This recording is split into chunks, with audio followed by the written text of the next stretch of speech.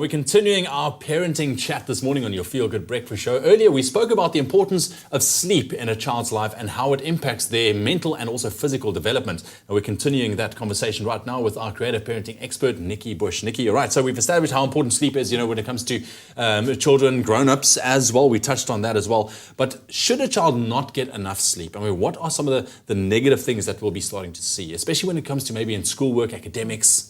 So sleep is almost like water for the brain. We need to feed our brains with sleep. And what we're finding with children who are too tired is that their anxiety levels come up, and anxiety blocks learning.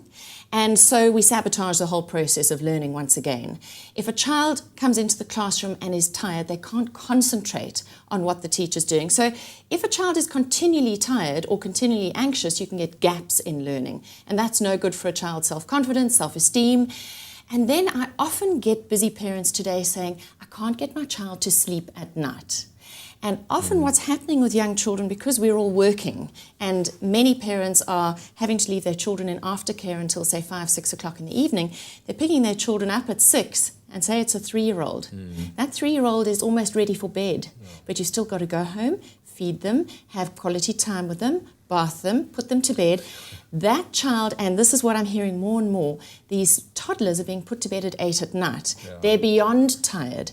And when they haven't had an afternoon nap, it's even worse. And then we get into this vicious cycle of overtired children not being able to self-regulate and put themselves back to sleep, or even put themselves to sleep initially by themselves, because they're so out of whack and so out of sync that the whole regulatory system is up the creek. Wow, you know what? So then I feel actually bad, because sometimes I feel guilty because I bath time in my house, it starts from 6:30, and sometimes I feel like it's way too early, according to what my thinking would be. But I mean, in actual fact, that is just the perfect time, in bed just by 7, just after 7 o'clock, to get a good night's sleep, which is good. You see, we should technically be following our circadian rhythms, and those go with the sunlight. So when the sun is going down, and I know in Cape Town this is quite hard. This is the problem in Cape Town. When the sun goes down, or we should be winding down, and when the sun comes up, we should be waking up.